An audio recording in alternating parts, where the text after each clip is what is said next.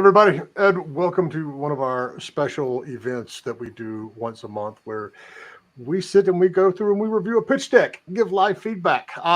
This is something that we do every single week on the Discord. So if you're interested, you can join about 8,000 other companies on there. It's discord.gg/IndieGameBusiness.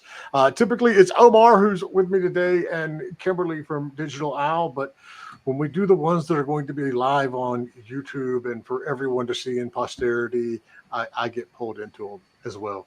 So with me, as always, we do this. Omar, who is the design director over at Firestoke, and very knowledgeable and very fun to have around in general, always with a nice new stylish hat. So he feels like somewhat of very American of you, by the way.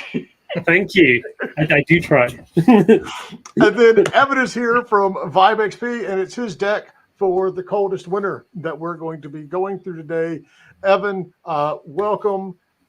We'll try not to burn too much, but if we do, just tell us. And then if you've got questions along the way, we'll ask them along the way, and we'll go from there. It's late in the day, folks. My mind is mostly here. It's fun. Well, it's even later for Omar. All right. So here we go. This is the opening slide. So Omar and I have different opinions on this, and I'll go with mine first since it's the correct one.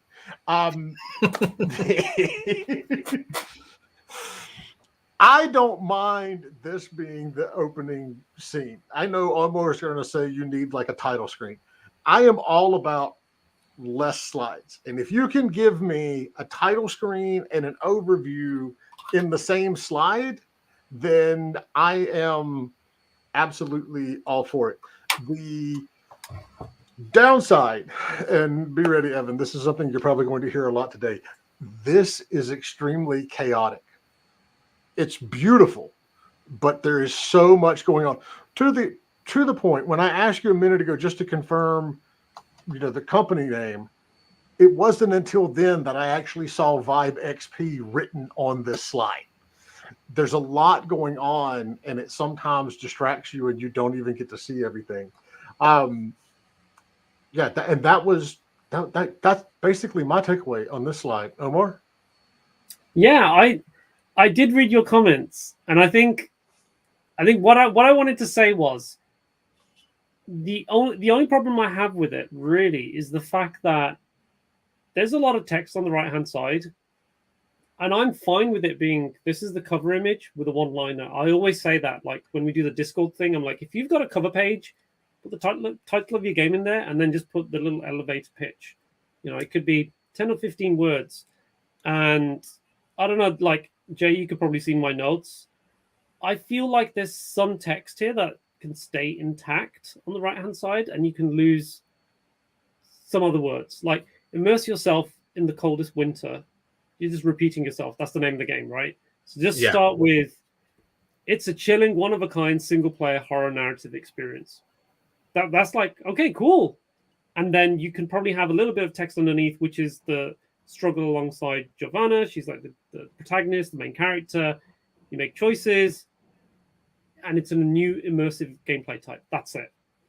I think saying, will you find the warmth or embrace the cold to survive this frostbitten nightmare is probably a little bit vague and a bit kind of throwing me off a little bit at this stage.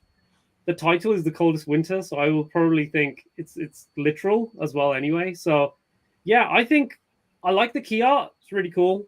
I like the logo. I just think the text needs to be cut down a little bit. Just make it really sharp, short and sweet. And then I think something that Jay's already alluded to right at the start. Throughout the presentation, there's a lot of font size changes, color changes, and there's a lot of things that are a little bit busy. I tried to sum it up. Like it feels like I'm looking at posters from like the late 80s, early 90s in terms of like how you've got a lot of, not necessarily neon colors, but that kind of like bold graphic style. So I think it's strong. It is visually like really impact. It grabs you. And I said this to like Jay before we did this. I was like, hey Jay, I want to pick this one because it just immediately grabs you. That there are obviously things we're going to highlight throughout the pitch deck that need to be resolved. But you're kind of doing something really well here. But I think you also need to kind of like cut the text down a little bit. Yeah. And I'll say, I mean, college was a very long time back for me, like 25, 30 years. But one of the things that I still remember to this day from one of my English professors was omit needless words. When I would write essays or whatever, they would just like go through it and go, you don't need this part. You don't need this part. Yeah. That's not, that's for all fish decks. But, just going off what Omar said, with repeating yourself, always go through the deck once it's done, do another pass, and literally look at each sentence and going, do I need this? Is this really? Yeah.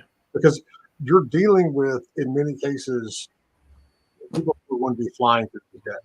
They're going to stop them more. All right. Next one. Omar, go ahead. Okay. So you could play the trailer, by the way. I think it would be nice if I people didn't test this. Yeah, that's some shameless promotion of your game. So shameless. Yeah. You could dial the volume down a little bit, maybe. I could. Actually, no, it's okay. It's okay. There you go. Don't mute it. The music's the good bit. Killing me, Omar. So just dial it down. How's that? Is that good? Yeah, that is really good.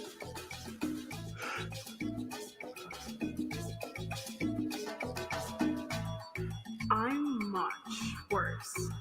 Try me. That was a hard cut to gameplay. That was something, yeah. Attention. Show some respect. What are we looking at? 808. I'ma be me. What are you doing here? So I'm going to say something that one of the characters said during the trailer. What are we looking at?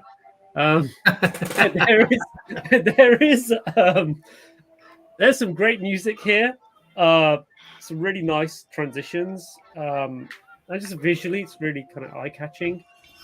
But and I think Jay's going to agree with me. It's pretty confusing in terms of what I'm seeing. Like, what is gameplay? What is marketing material? What's there to just kind of like add flair? It's a little bit difficult to kind of take it apart and say, right, that is something that the player is going to experience. And I think it's just an eclectic mix of like marketing materials and cinematics and key art and gameplay, and it's just really hard to separate. The other thing, I was also going to say, is that as you watch that, as a viewer, you kind of look down on the right-hand side and it says interactive novel, but then you see the word horror. I don't see any horror. Like, I saw a trailer for something that looks like it's an interactive experience, but it's drama. It's a thriller.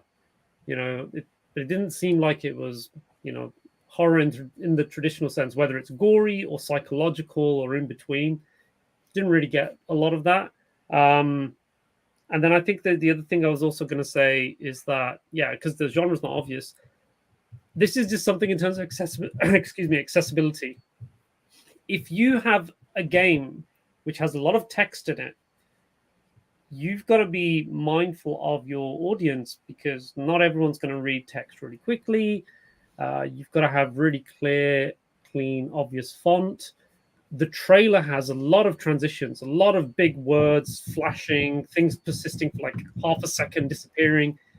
There's like, it's almost like you need an epilepsy warning, you need a dyslexia warning. There's like a lot going on. So I think in terms of accessibility, which is so important for games which have a lot of text and about kind of processing information, the trailer needs to reflect that. I know it's going for a certain style, you're going for a certain vibe, but I think you need to dial that back. It's funny because it reminded me of the intro to Cowboy Bebop, not the show for Netflix, the original anime. Characters moving around, and you have the music, and you're like, oh, cool. But you can follow it. It's bebop, so it's kind of moving through the rhythm. But here, it's a little bit too fast and a little bit more kind of disjointed. So, I just think you need to dial it down. Just kind of really talk about the theme a little bit in the trailer. Like, what is this game about? who am I? Typically with a trailer, you establish a scene, a setting, you introduce a character, some dialogue, you tease what's happening, and then cliffhanger or end, and that's it. It's like, cool, you hooked me. But this doesn't really follow that structure. So yeah, I've said a lot there, but I think it's got some of the ingredients, but it's just not really flowing the way I would like at the moment. Yeah, Jay. Sorry, I had to find my unmute button. I can hear Elsa upstairs scratching, and she thumps the floor when she does it. And I was like, "Oh my god!" Yeah, much like Omar said, there's a lot going on. I have watched the trailer 3 times now. The only thing, if you quizzed me what's in it, the only thing that I can tell you is Russian roulette of emotions. That's the only thing that really, which says something. I mean, that's the part that stands out. The other thing is, I'm going to say, and I've said this to other folks, and I will continue to say it until this changes. Do not have the words interactive novel, visual novel in your deck anywhere. That is one of the fatal 4 genres that will get you nearly always kicked immediately. That's as far as they go. Oh, visual novel, gone. Visual novels, platformers, Metroidvanias, and puzzle games. Those are the hardest, 4 genres to find a publisher for right now. So call it a horror, call it a psychological horror, call it a industry's first Latin horror. Don't use, you can absolutely play up the Latin influence, but don't use interactive novel at all. But then, I will second everything else Omar said. So much going on. The quality of the video is really, really good. Yeah. The content is confusing, and you still don't walk away with a firm understanding of what you need to get excited for. Yeah, I totally agree. One of the things I was going to say as well is typically with the trailer slides that we see in other pitch decks, the background is usually black or dark so that the trailer pops. Like when you go to the cinema, when they start the movies, they dim down the lights, all your periphery is dark, so you're just focused on the trailer itself. But when you kind of like pink character on the bottom, and then it just feels like there's a lot going on. So I just think, maybe use a darker background as well and just make that thumbnail a bit bigger so you just focused on the trailer. Okay. All right. So I did that. It's your turn, right? Yeah, okay. So the at a glance, and I'm going to mention something. I don't know. I'm going to steal this from Omar because I feel it just at this point it needs to be brought up anyway. You need labels on your slides. This is what this slide contains. It sounds so basic, but especially with this deck where you've got so much going on in it in terms of busyness on each deck, a lot of these slides can start looking the same. And so I need to be able to look at it and go, okay, this is the slide that talks about blah or whatever it may be. Again, don't mention visual novel. It's like an almost easy, immediate kick. I'm going to be the one here. I don't watch anime and manga. I don't read. Well, I read manga. I don't watch or read either of them. I am one of those weird executives in the industry that plays a shitload of games. So you've got me on that level, but you always have to assume that your decks are going to be landing on the desks of people who don't play games, don't watch anime, and don't read manga. And so always keep that in mind. So when you're saying that your muses are, The Day After Tomorrow and Parasite and the one that I'm not even going to try to pronounce, that's wonderful. I'm very happy for you. I have no idea what that means. It's like, what? Why are they your muses? What did you pull for them? Why are you, leaning on, these 2 games? Then you're talking about, Oxenfree and WarioWare. Neither one of those games scream narrative or horror to me. And so you've got to, if you're going to pull things in as references, that aren't immediately identifiable. This is why we're pulling it in. You need to explain, this is why, we're doing it. And so that, and, with your Euphoria and Uzumaki, again, at least you're right there talking about the art style, but that's still two very different art styles to a lot of folks. So again, what we're seeing here with, the weighted choice and, people who enjoy visual novels and the choice-based games, again, don't phrase it like that, even if that's what it is. It's an adventure game, a horror adventure game. It's whatever. Just don't use those things as well. And then make sure that you are constantly tying it back to, this is what this game is about. Because otherwise, slides like this, while again gorgeous, are very confusing. Yeah, I agree with pretty much everything that you've said there. I probably might repeat some of the things you've said. I mean, right off the bat, Jay got it. I'm a big fan of labels. I think when I looked at this, I thought it's almost two things. It's like, here's what it's combining, two types of experiences. X meets Y. And then the other one is, here's our inspiration for the art style and tone, look and feel. So I think you just need an appropriate header for that. So if it's just like X meets Y, you could just talk about those games that it's a combination of. Now, I know why you've picked Oxenfree and WarioWare, because Oxenfree is kind of, it's not a horror game per se, but it's kind of creepy, kind of has a slight Stranger Things vibe about it. And then WarioWare is on the other end of the spectrum because of, hey, you play these super short mini games, like bursts of mini games. But could you find other games in the indie space which take inspiration from WarioWare, but are a little bit darker in terms of tone, look and feel? So then it ties in nicely in terms of the visual novel game that you're referencing. I think you can.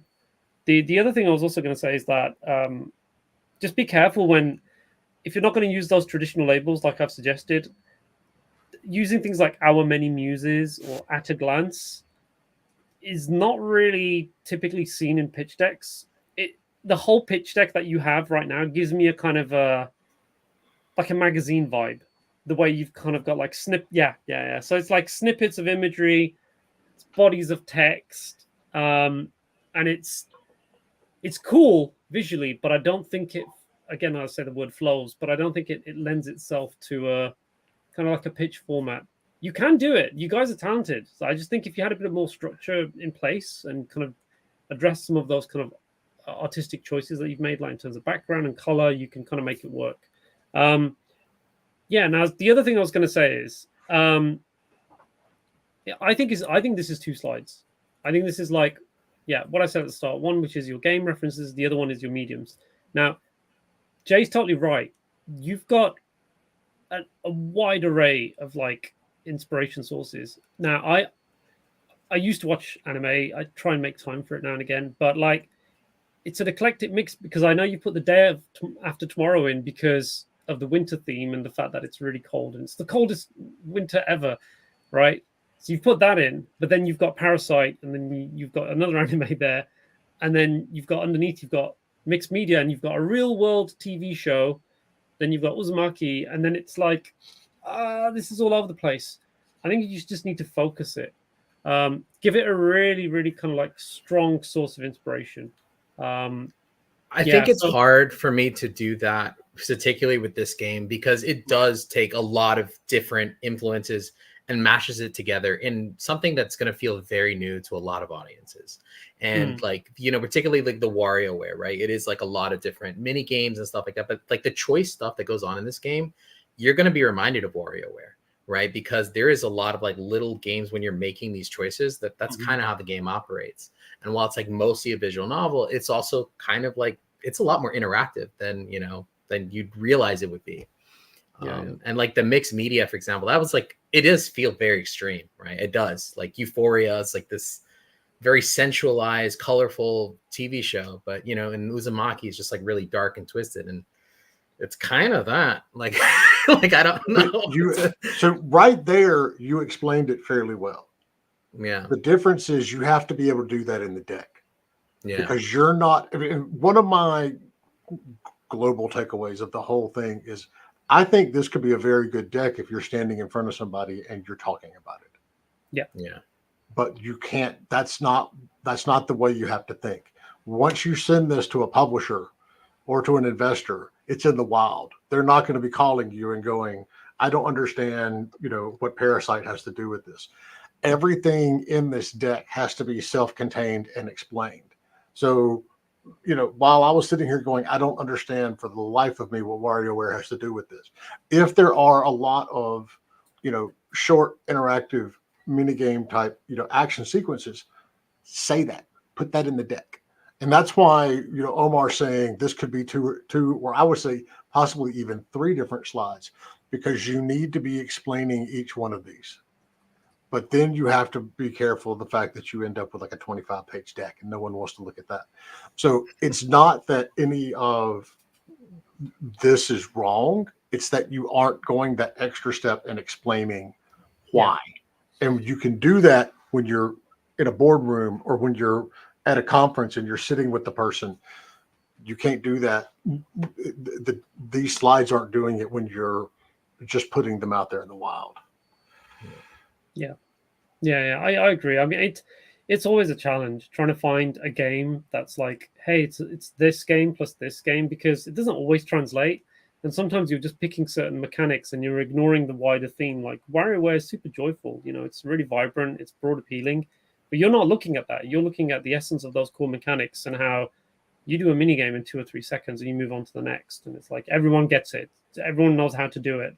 You're not worried about the visuals. That's what you're trying to pull out. So this is the other thing. When you make those slides, X meets Y, you put those images in, and then underneath you put little bullets, and you say, we're pulling this out from this game. We're pulling this out from this game. And then you start to see it for what it is.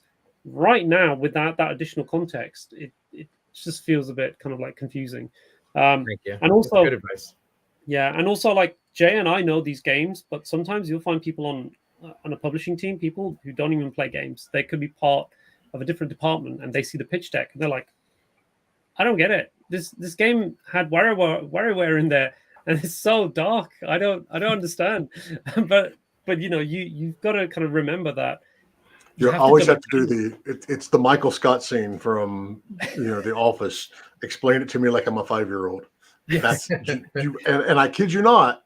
Yeah, that's what you do. If you want a test case, take your next iteration of this deck, take it to somebody who knows nothing about your game. Better yet, nothing about any game. Yeah. And say, flip through this and tell me if you know what I'm doing. And if they can't, you need to, I'm not going to say dumb it down, but dumb it down. Yeah, you need to pull it down. Yeah. Yep. You need to pull it back a couple of steps, because you can't ever assume that the person who's going to be reading this or going through this is going to have an ounce of understanding of what it is. All right, Omar, you're first. Right. I think the background art is great, but again, like we said earlier, it's a little bit distracting, especially with the character on the left. It's a bit too in your face. The other thing I'd also say is that I think this is a gameplay slide, because you're talking about specific mechanics. Now, what you've done, and we're going to talk about this a little further ahead, because the ordering of some of the slides can be worked on, is that you've skipped story and you've skipped the premise and you've jumped straight into, this is how you play this game. And you've talked about moving the cursor moving the cursor as a mechanic, and then you talk about Giovanna's internal struggles and encountering external obstacles that interfere with her ability to make those decisions. Now, the thing I'll say about that is also the way you phrase that is you talk about the obstacles as though they are physical. Might not necessarily be the case. They're mental, right? They're psychological. They're might both. encounter. Yeah. All right. So you got to say that. You've got to say that, because right now the top screenshot, I don't know. Like, is it hallucination? Is it manipulation? What's going on here, right?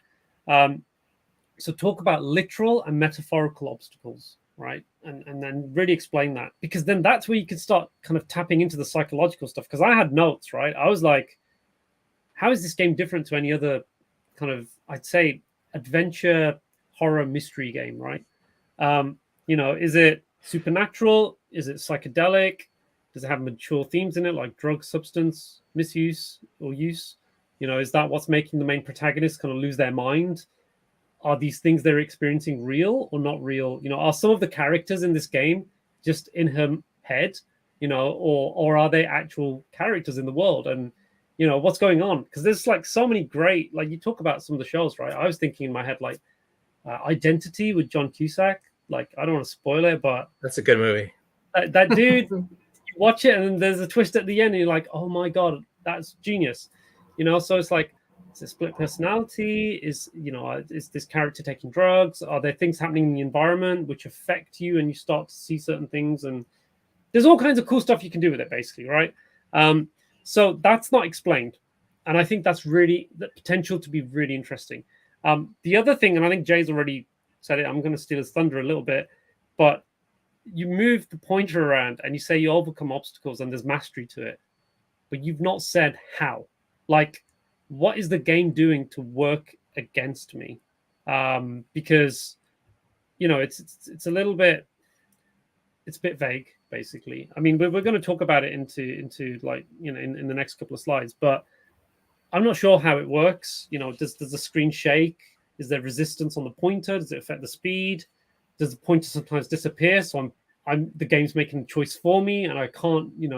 It's like I'm tied down. My mouth is shut, and I'm like, oh, I don't want to do that, but it's forcing me to do that. You need to talk about that. You've also said something else here, which is the only time I've seen it: unlocking upgrades. Upgrades of what? I don't know. It's like, yeah, that's a progression system. Don't normally see that in these types of games. What is that? Do I have an inventory? Do I have a skill meter? What's going on? So things like that need to be elaborated on, especially if now you're talking about gameplay and there's a lot more to this game than meets the eye. Might be a couple of slides or a few slides. So yeah. So for me, this was the slide where just so everyone else has an idea of what's going on here.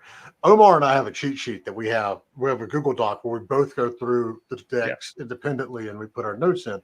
And for the first week ever, I actually got all of my notes in before Omar did, but he already had the first one, and it was talking about having the labels on the slides.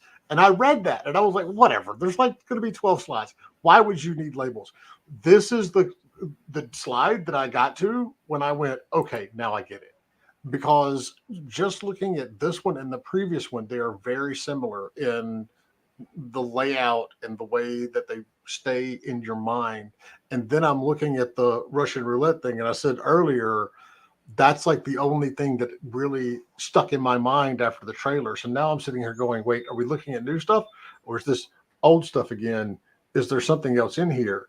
But then, also going to, I think Omar put it much better than I did when you've got the, the literal versus the metaphorical, challenges and things in here. It was like,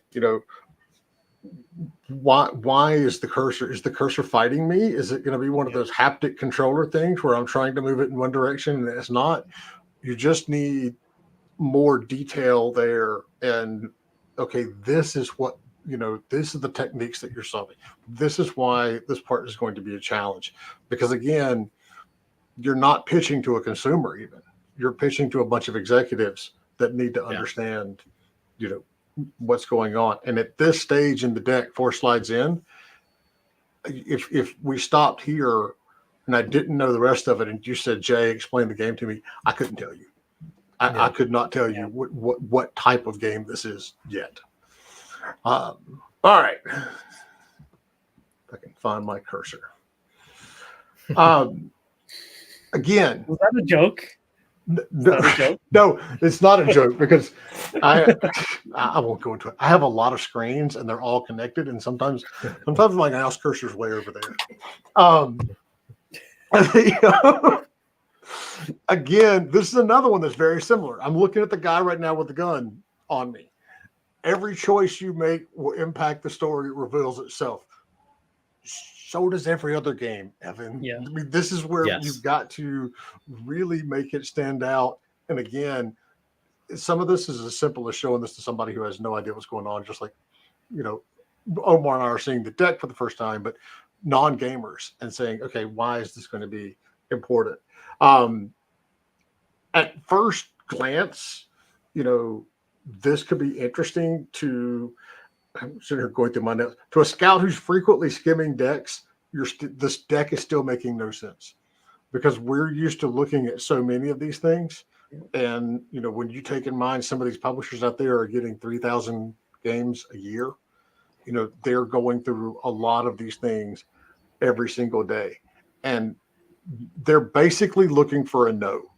And if they can quickly give you a no, then you're out. And so, up to this point, you've already got the visual novel thing looming over you. Now they're 5 slides in. They're still not 100% sure what's going on. You've got bolded out, or at least highlighted, this game will be played entirely using a mouse. Okay. A lot of games are. Why is that important? Why is that different? Why is that, special? Because they're going to have that same, smart ass, comment that I have. It's like, okay, well, every game I play on my computer involves using a mouse. They're not all solely controlled, but we got beyond that. So it's a lot of still focusing what you've got here and concentrating and explaining it to people who don't know, that explain it like a 5-year-old thing. That's still the key right here. Yeah. I pretty much agree with you on that. I think the one thing I did want to say is that, every choice made will impact how the story reveals itself. I've worked on pitches before for games like The Walking Dead or those Quantic Dream style games. They all have that. And I'm just like, choices. Yeah, that's what these games are about. But how do you make these choices interesting? Tell me about that.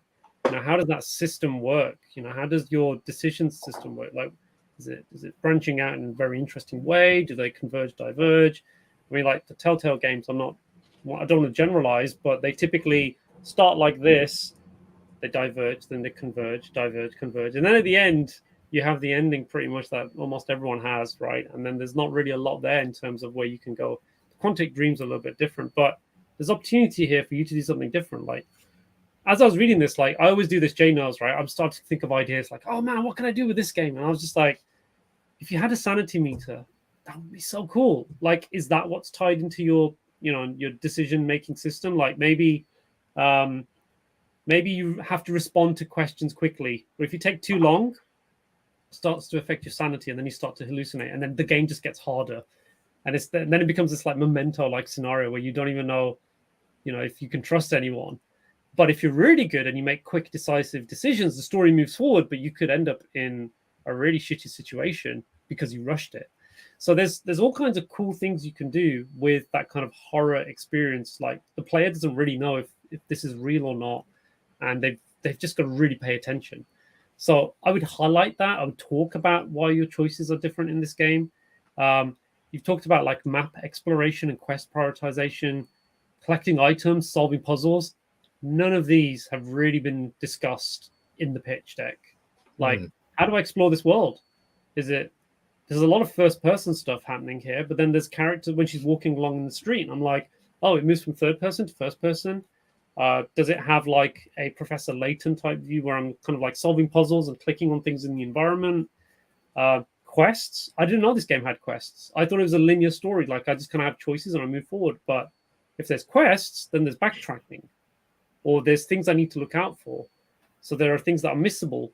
Oh, does that tie into, the mystery solving aspect of it? Like, if you miss 60% of the things, then you're going to be really crap at responding to characters in the next area. Item collecting. Why am I collecting them? Do I get things to, I don't know. Do I get drugs that keep me sane, or do I take drugs to go crazy? I don't know. But, is that part of it? Do I have to get weapons to protect myself? There's a lot, right? And I think you're teasing it, but it's not really explained. It's like, this is the stuff that publishers want to see. Like, what are these mechanics? What are these features? What makes this different compared to a Walking Dead, Oxenfree, Ace Attorney, etc. There's so many of them, right? You guys have danced around a lot of things that are present in this game, but I haven't really gone into detail to explain. I just, it's one of those things. I had a lot of explanations in my first pitch deck, and I felt like I was trying to condense everything to not over explain it all. And so I guess I've landed on the other side where it's still very vague. But I mean, there is a lot going on in this game, so it's like hard to. It's even harder when you're so close to the game, because you see it and it's like you have assumptions in your head because you know what this is. And sometimes it's hard to take 2 or 3 steps back and go, wait a minute, I have to assume no one knows, what I know on this stuff. So it's not easy. And it is a balance. Sometimes you don't want to end up with a 12-page deck that is absolutely slap full of, Arial 9-sized font descriptions. But, right now there's so much going on and it's so high level that it's too scattered. Are you good on this slide? I'm going to do my comment on the next slide because my comment is like really short and yours is really long. So are we good on this one? Yeah. I was only going to say one other thing. Well, I talked about it in the previous slide. I feel like you're repeating yourself with the mouse pointer again. So what you want to do is just talk about what's making it really interesting. Like, are there quick time events? Are there gestures that you need to do? Like, I don't know, circle something, or all the cool mechanics like hidden objects. How does that work? What are those interactions? They've not been touched upon. Yeah. All right. So I had a very simple 1-line commentary on this slide. This needs to be your first slide because we're at what now? Slide 6. This is the first time, Evan, I actually understood what your game was about. 6 slides in. Okay. So this needs to be way up in the pecking order. Yes, there's still some things that need to be tweaked about it, and I'll let Omar dive into this. But, I mean, this is where I want to be clear. We are 6 slides into, 13? Halfway through your deck, the first clear understanding that someone has of like, oh, okay, it's that kind of game. Yeah, pretty much. I mean, I look at this and I'm like, the premise is really interesting. I skip down to the bit where it says it's a colorful cast of characters tested when they're trying to survive in the freezing cold and the chilling truth behind the mysterious weather. That's awesome. Could be supernatural, right? It kind of gives me the Hateful Eight vibes. The Hateful Eight as a game? Freaking A, that's awesome, right? Or the Saw scenario at the start of the movie where it's like, who are these people? Why am I here? How do I get out? And someone's trying to test me, and what are these traps and whatnot? That grabs me, right? So I think I totally agree with Jay. This should have been the first one. Like, after you had the title page and trailer, you just kind of say, boom, here's a setting, here's a premise, and the USP, one of your USPs is talking about Dominican culture and representation of minorities. So it's like, cool, this came too late, way too late. And it would explain a lot in terms of the artistic choices, the music, the reason why the pitch deck looks the way it does. It answers so many questions. So I think, you should kind of come in sooner with that. The other thing I would say, though, is that there's still a lot here in terms of text in that big panel where it says New York. I think you can probably talk about the representation stuff maybe further on in the pitch deck in terms of like saying like how your goal is to share this project with the world. You repeat that in your team slide. I think you want to make emotional games that resonate. So I think you could probably push this to that area. The languages, that's cool. Put that at the start. But it isn't a big USP, I'll be honest. Because even if your game wasn't aimed at that demographic, publishers want to bring the game to as many markets as possible. They'll do English, Spanish, and Japanese. So it's probably a given in that sense. But yeah, Giovanna, it will be gaming's first Dominican protagonist. Cool. But I did not know it. That is really cool, and that is also really sad. Yes. I mean, yeah. Did you guys do like lots of research to find out? Yes. Wow. Okay. Yeah. Just shout It's about sad. that a little bit more at the start, for sure. Yeah. Cool. I don't think I've got anything else to say. Maybe you might need a USP slide right at the start. What do you think, Jay? Like, because normally I like to see like the features, and then people break it into chunks, like how a game. I think there needs to be one. I don't know Yeah. that it needs to be before like slide 4 or 5. If you've got your title screen, your trailer, then this slide, then maybe number 4 or something. But I don't believe, I'm looking through this, I don't believe there is an honest to God USP slide. But you also need to do a little more soul searching on what your USPs are, because we talk about there being USPs and features, but some of these things that you've got labeled as almost like tentpole parts of your game, I wouldn't even qualify as features. They are things that are expected. Like something that is accessible that can be played with a mouse. That isn't a USP. That is something that is expected. Your multi-language, expected. Some of this, that's where you need to factor it in. The analogy that I always use when it comes to features and USPs is Fortnite. Battle Royale, you can't say, oh, my USPs are you're jumping onto this island and there's 15 weapons and you're trying to, be number 1 and be the last survivor. Battle Royales are an entire genre at this point. Yeah. Your USP in Fortnite is the fact that you can blow up buildings or build your own or whatever, because that's still the one thing in the genre that no one else has done. And so that's, you don't need to look at it in terms of here are the unique things about every other game out there except Giovanna. That should be one. The fact that this is the first time that we've got a Dominican protagonist in a game. But aside from that, why is this different than all the other stuff in the genres? And that's going to be hard because you're tying in so many different genres. And all of these little exercises will help you factor down some of those things in earlier slides that we were just like, you're too high level. You need to be bringing it in. But understanding and doing an exercise to actually come up with your 2 or 3 unique selling points can solve a lot of that. And put it early on, and that'll give somebody a better frame of mind as they go through the rest of these slides. Yeah. I mean, like, I'd look at this and I'd be thinking, well, one of your USPs, your main character. The other one is a selection mechanic that works against you. Can you trust yourself? It's the pointer, right? Rather than saying it's accessible, say how it works and it's different and unique, like in terms of mechanics. That's never really been done before, if there isn't any other visual novel game like that. And then another USP might be, well, if you're talking about the winter thing, I think race against time before they freeze to death. So has your game got a time mechanic? There's a few games like Japan. I keep forgetting the one I was looking at. I played it on PSP. It's the one when they're all trapped in a room, but it's a race against time. Zero Escape. Out. Zero Escape. That's it. That was the one. And it's like you gotta work together, and then there's people you trust and you don't trust. You got to get out. So it's time. Like how is that handled? It's like it's not a clock. It's the weather. It's the elements, or the onset of hypothermia, which then affects your decision making. That would be so cool. So there's so many things you can put in. It's like, right, what separates this from others? Just like Jay said. But don't call it a visual novel.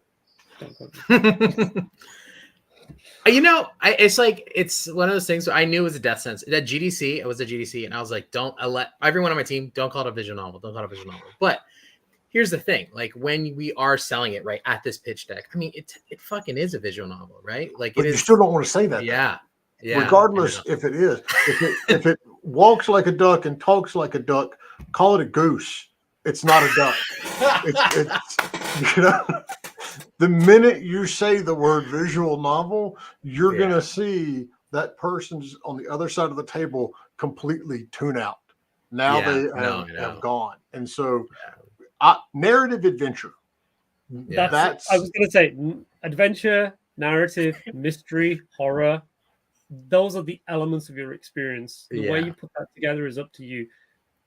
Jay's right. The reason why visual novel is a turnoff, and we get it all the time to see visual novel, in my head, I immediately think it's a non-interactive, linear comic. That's kind of what I'm playing. right? That's still the stigma that they have. That's the stigma they have. And that is not true for many of those games, right? They have a lot more to them, but that is the perception that some publishers have, and as well as gamers, right? They see the words visual novel, they just think, oh, it's super light touch. I just read text and click through, and these characters do their own thing, and then by the end of it, there's some resolution, and that's why I'm hanging around. But your game isn't that; it's more than that. So, yeah, you got to be careful, like Jay says. Yeah. Did you want me to jump onto this one? Or is it my turn, Jay? My main comment, and then I'll let you go into a much deeper detail. And again, our documents are always hilarious because all of my stuff is like a bullet point as I'm going through it with my ADD, whereas Omar has like paragraphs written about things. My comment: make the words colorful cast bigger and stand out. I swear I looked at this slide 3 times before I even saw those 2 words. Okay. Yeah. Oh, now Omar, go ahead, fire. Yeah, I know why you've done the color wheel, because there was a thing on Twitter where everyone went crazy and they did color wheels for the characters in their game, and it was cool. I love it. I've never seen this. I mean, you've never seen this? All right, you look it up on Twitter. You'll see everyone just did it. I'm not on Twitter. I deleted all of our Twitter accounts. I don't blame you. See, the fact that I'm still calling it Twitter, right? But yeah, I think the problem is that the characters blend into the background, and what's interesting is you got a black background. If you took away the color wheel and just had the colored characters, they pop. They're more distinctive. They've got strong silhouettes, and then you can see them. Right, like I have to look and pay attention. Like, there's a girl there in red. She's got the ability. I don't know. She has telekinesis or something. I don't know. Then I like the way you've described each of the characters as though it's like a little description of how vain they are, or just somebody else's summary of who they are as an individual. Kind of like how kids judge each other in high school, which is really shit. But it is what it is. Yeah. But yeah. I think you can just make the characters bigger, more impactful, just like Jay says.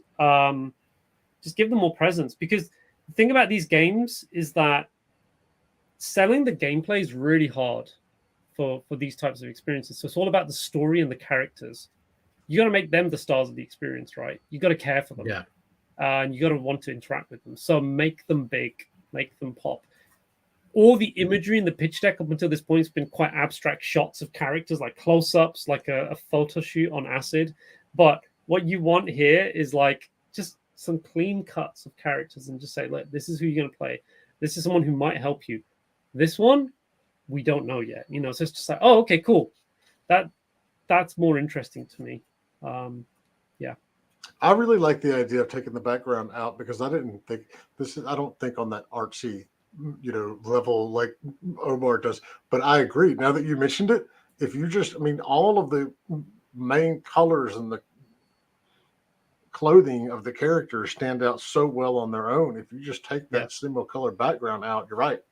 It would still pop very, very well. Yeah.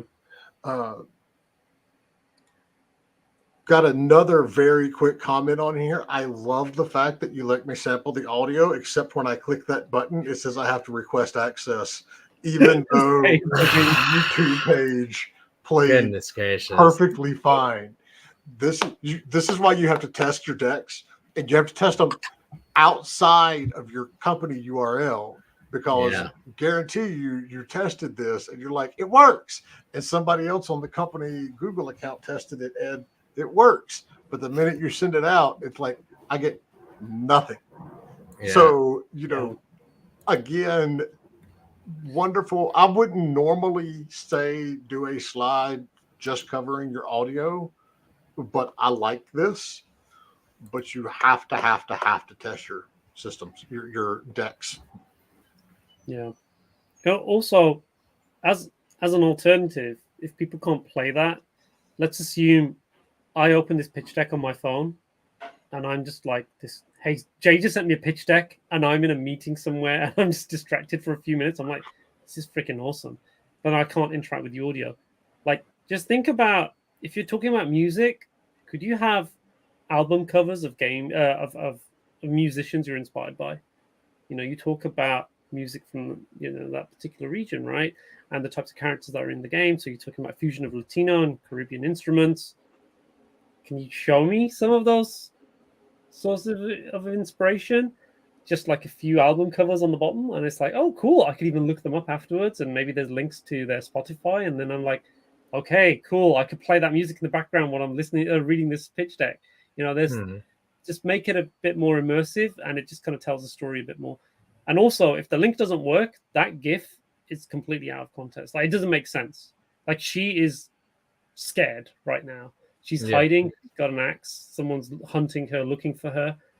But without the music, you're missing half the story, right? So yeah, just be mindful of that. And then I guess another thing I was going to say is, we haven't talked about this, but you talk about against the backdrop of New York City. I've not seen New York City in the pitch deck. Yeah, like is it all the boroughs? Which boroughs? Like I remember I worked on a project once, and I was like looking into each of the boroughs. They all have their own flavor, and it's like not seeing that. Like, where is this set? There was a mention on the slide 2 slides ago about, her being the first Dominican protagonist. There was a clip that said, did you realize that Dominicans were the biggest immigrant population in New York? So New York is mentioned, but again, there's so much going on. It's not a set piece here. Yeah. Like, it needs to be a backdrop to a slide somewhere where it's like, this is where you'll encounter these characters in this real world location, and here's the stuff that's inspiring that, these vinyl, these stores that sell vinyl records, this graffiti on this wall, this kind of like region of the city where you will find a lot of, people from that part of the world who have moved over as immigrants. It's like paint a picture. Like, I want to be transported to that world. At the moment, I'm not. All I'm seeing are characters and hearing music, but that's about it. Okay. Yeah. Cool. Go on to the next one. Go first. I'm going to say the same as you. I don't have a lot to add here. I think the layout's interesting, but it doesn't really tell me anything about the team. Like, I don't know what you guys have done before. If you have done anything before, if you're a team that's just come together, this is your first project, just give me a bit more of an insight into who's doing what on the project, maybe. Like, Jade's your narrative designer, so she's writing all the dialogue. She's coming up with the story. Has she done anything prior to development? Like, is there anything that she can share here to, like, so I can be like, oh, cool, this person has experience writing these types of stories? Or, if you've got a 2D artist, so you've got Mani, the art in this deck is stunning at times, right? Is there a link to a portfolio so I can just click that and see what other things she's worked on? She's versatile. Then I start to see, like, who's making this game. Like, I'm starting to connect all the dots. But without that additional information, it's just kind of quite vague. And then I guess the other thing is, we're on slide 9 of like 13.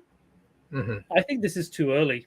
I think this should be near the end, because it's disrupting the flow. You're not talking a lot about the team and who's making it. You're just kind of saying, this is us. And then what follows after that is going back to the project again and talking about what we're making. So this is kind of like a weird interjection. I think it needs to come later. Okay. I will share why I put it there, because it was like a choice, but I can hear your feedback. I wanted to say, okay, so this is who's developing it. This is what we have left. This is how much money we need.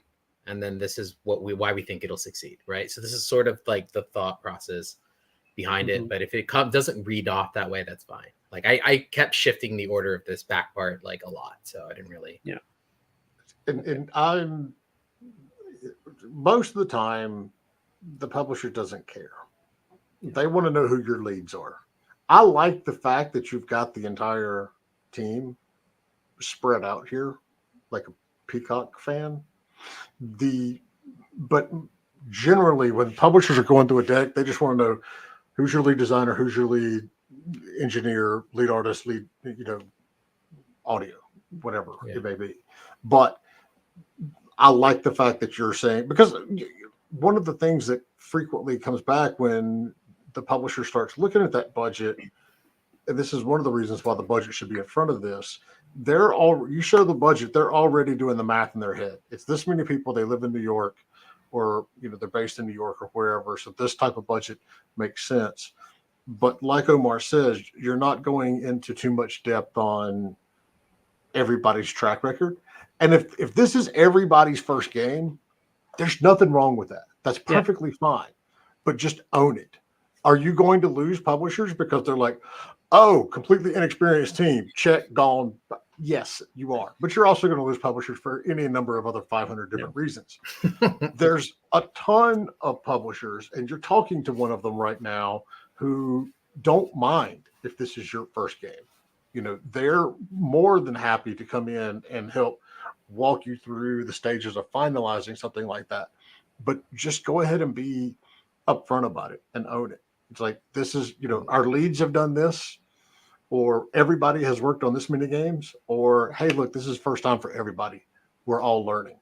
Because regardless of what your budget is, a publisher has to be able to look beyond that. I mean, typically when we look at titles, you just say, okay, this company is looking for $500,000, but they're a group of 6 and they've never done a game before.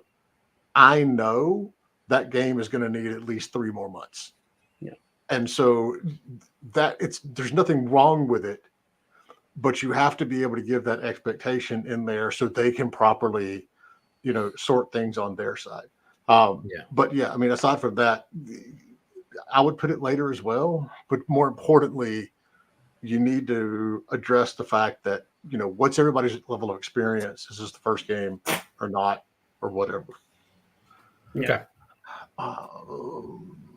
Also, this is where we see Vibe XP, the logo. Is it on the first slide? Is your company logo on the first slide? Yeah. Okay. But it's in there where it's there, but it's not there. It's hard to find in everything else that's going on. Yeah. Do you want me to go first? You want to go first? You can go first, and then I'll go. All right. Roadmap, good. This is very clean on letting you know where it is. I like the fact that you've got it broken down by reasonable milestones. It's very concise. The problem is what you've described at the bottom.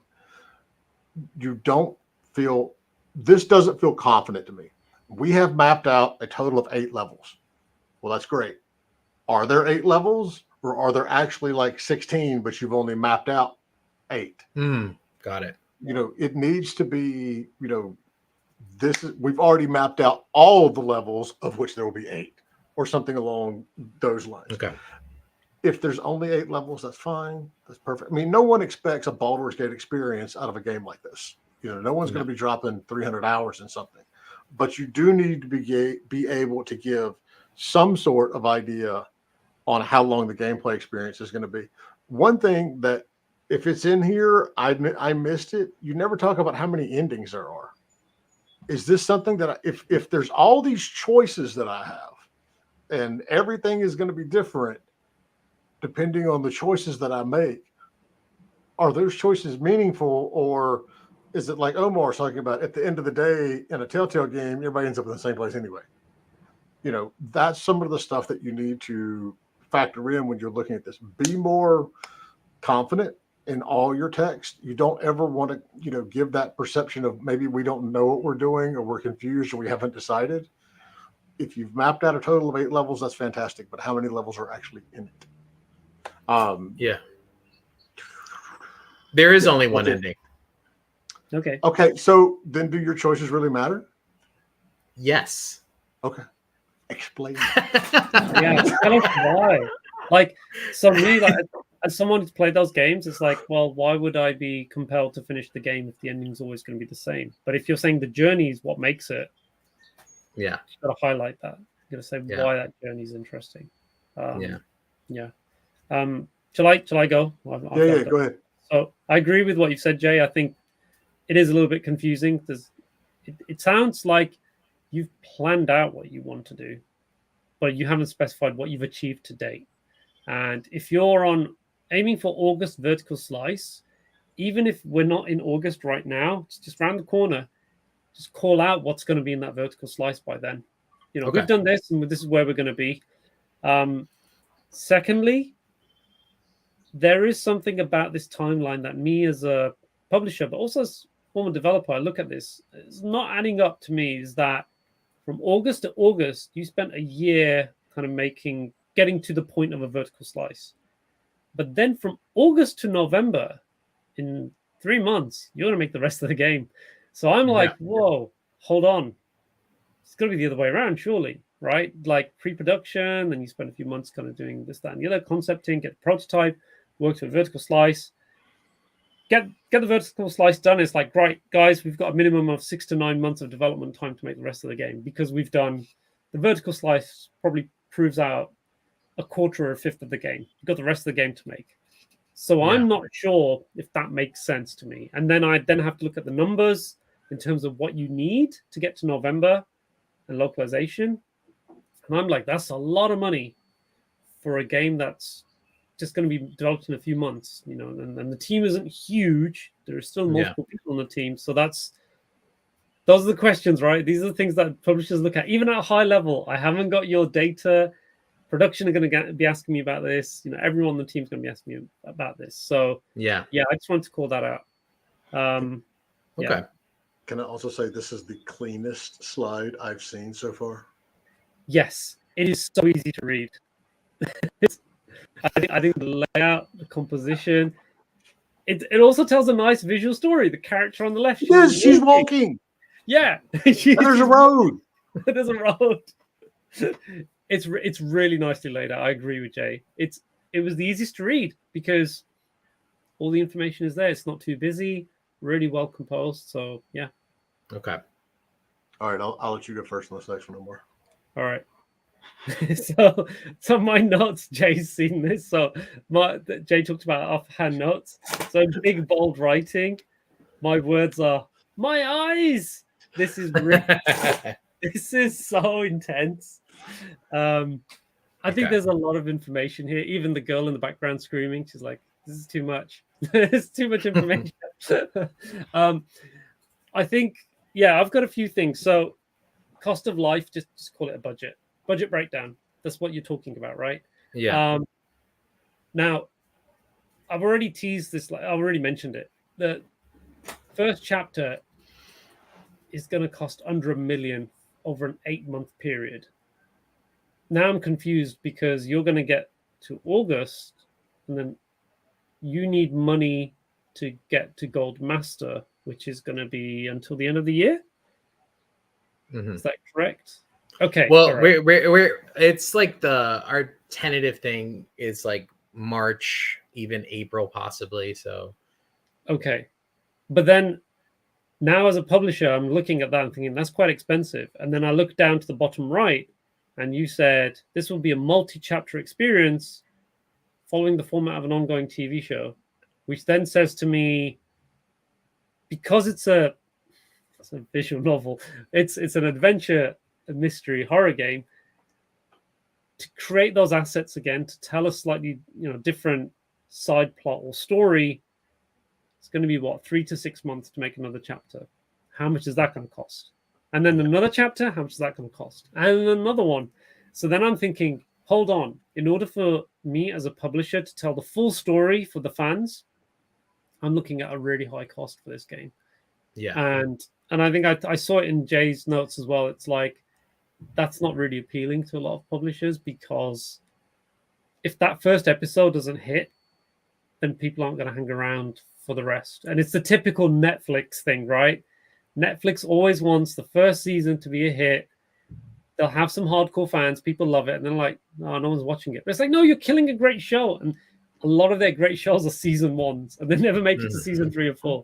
So there's that, right, to think about. So yeah. So I think the budget, I think there's a lot of information here. It's too much. The pie chart is not working for me because you've got tiny slithers representing marketing, QA, licensing, localization, but then development, what's the divide of development amongst the team?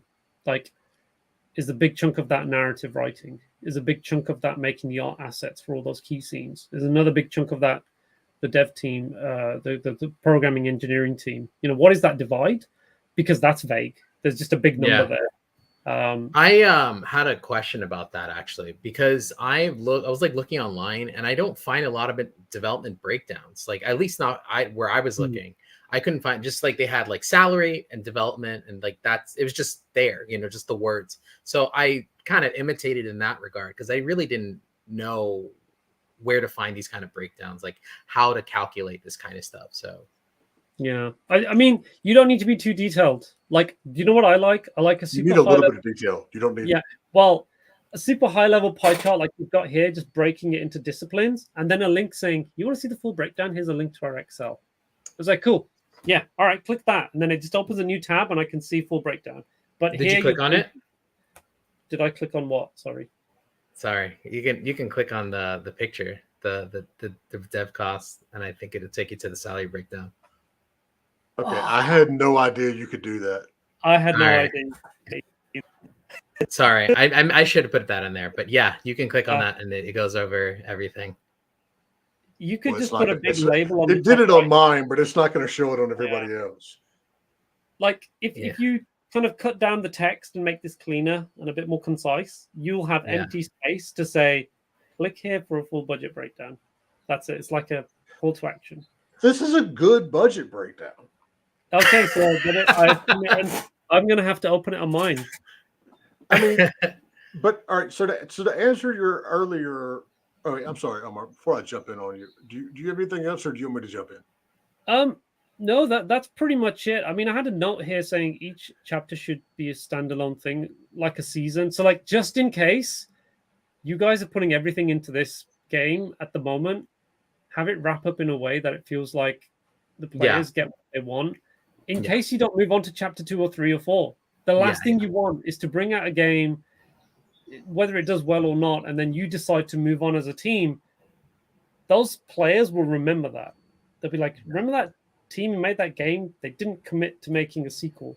So we'll not buy another visual novel game from them next time. So, that's just something to factor in. Because visual novel fans can be very vocal about that.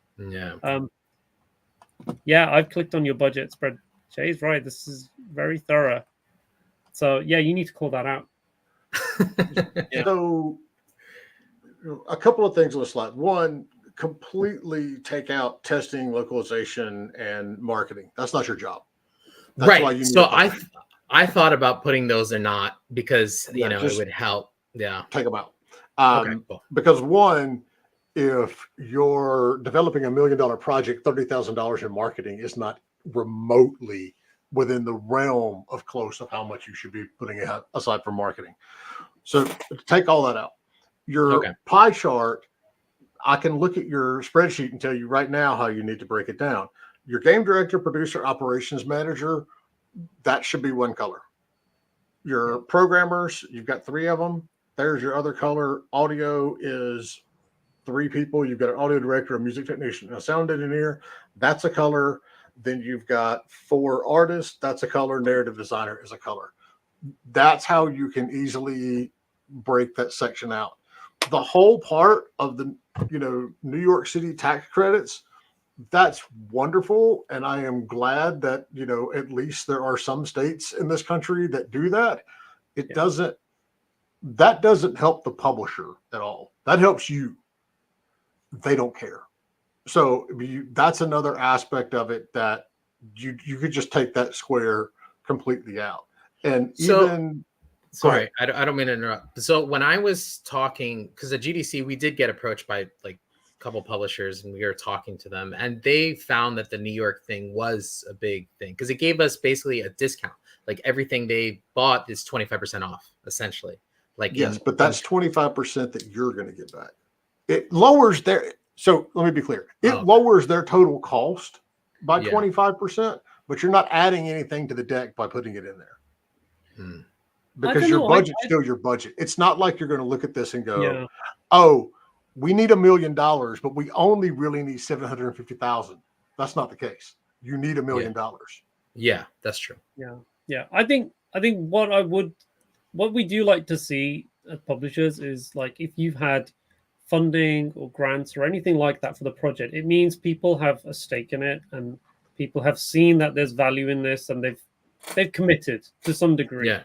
Whether it's a slither or a big chunk, it's just reassuring for a publisher to know that somebody believes in this project, and we're not the only ones. If we're interested, so that helps. But I think what Jay is saying is that you just can be careful about how you message what your ask is versus what you've already had before, and how that doesn't change things, if that makes sense. Yeah. Okay.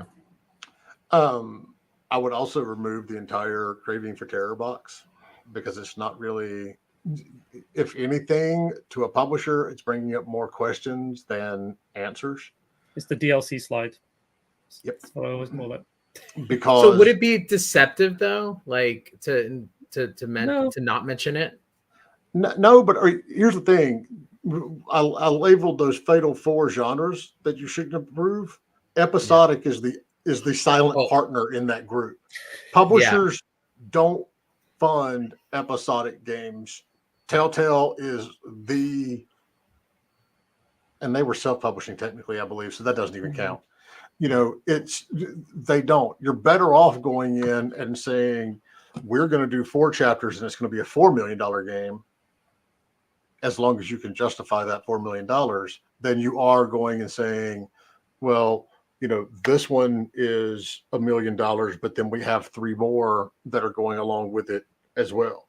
If I'm looking at my notes now, so estimated cost for that first chapter is under $1 million for an 8-month period.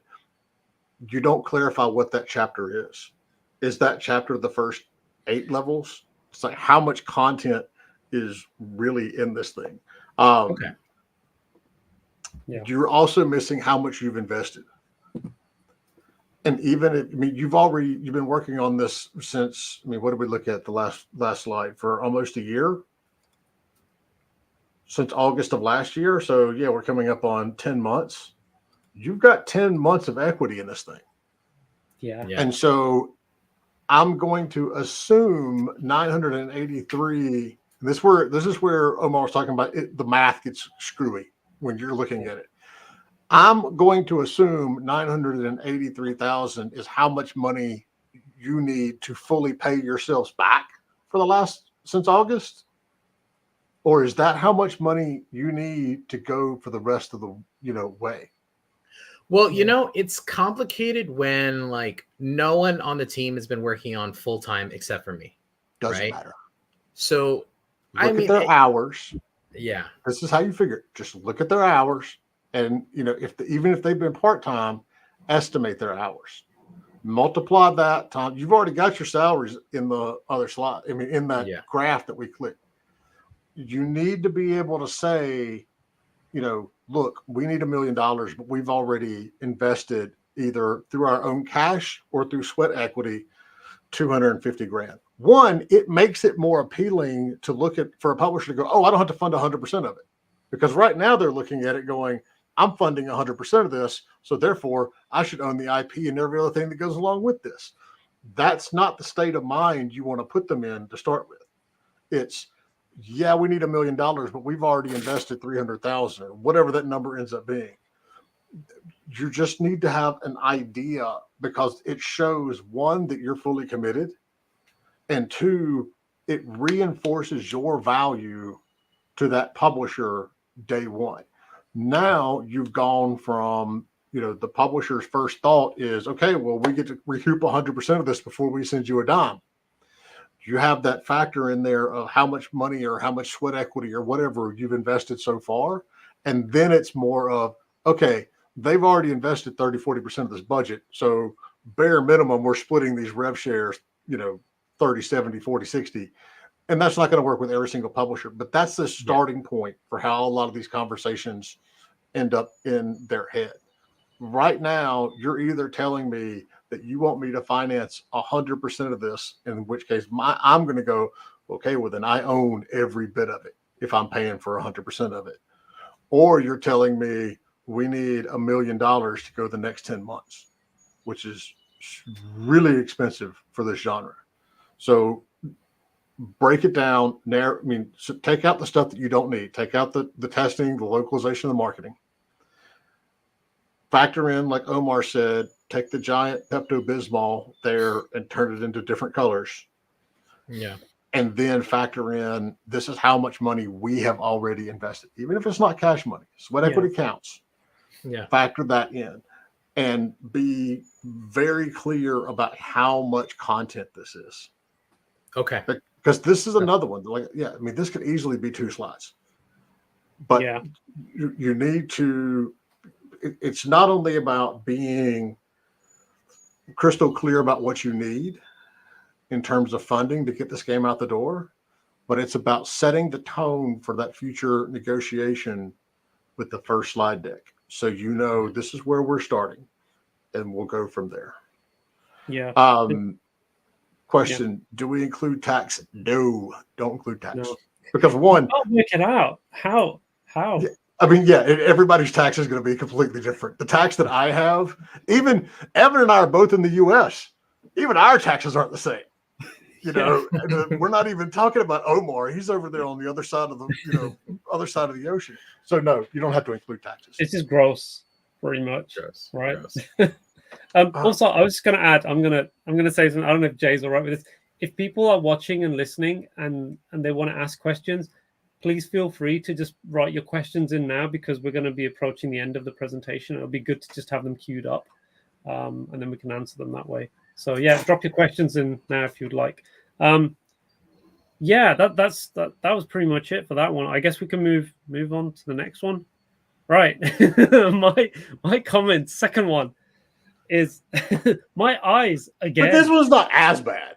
It's not as bad. There's just a lot of text. I think the other thing, and now that you pointed it out, is that where you've got the pink words that are underlined, I did not know they were clickable until I read the green text. Because... Oh my God, I didn't either. Because you have pink words throughout the presentation, I just assumed that's a style choice to highlight things of importance. I didn't know that at this point, your sources were tied to these hyperlinks. Because I wrote down in my notes, I was like, where are your sources? And then I read that and I deleted it. I was like, oh, he has got his sources, but it's just not obvious. So, there's just got to, I guess, and these are good sources. Yeah, they are good sources. So I just think just the language you use for your pitch deck in terms of highlighting what is important information and what is clickable information, just establish that. That was one thing I was going to say. The other thing I was going to say is that we've said it already. I think your references are kind of all over the place, because this is not a small indie game, but it kind of is at the same time. I mean, the way your game's been featured in which one was it? The Latin America showcase. Yeah, that is a kind of primarily indie games, right? I mean, the vast majority of these smaller showcases have been indie games. They're the ones I've watched first. I've not even looked at Xbox and Ubisoft because I'm not in AAA anymore. But I'll look at those in my spare time. But in terms of the games that you've got here, there's a AAA game in there, like The Quarry. Right? Yeah.